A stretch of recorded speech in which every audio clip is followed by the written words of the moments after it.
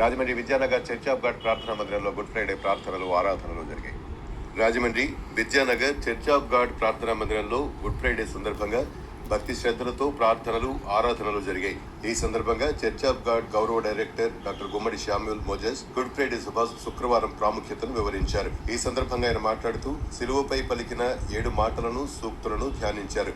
కార్యక్రమంలో పలు సంఘ సభ్యులు ప్రపంచ శాంతి, దేశ శాంతి, మానవులందరి క్షేమం కోసం ప్రార్థనలు జరిపారు.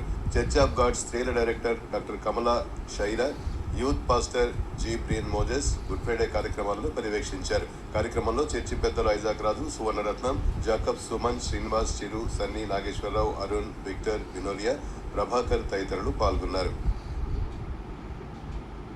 భావించే అవకాశం ఉంది, కానీ శుభకరమైన దినంగా దాన్ని భావించి దేవుని స్తుతిస్తారు క్రైస్తవులంతా.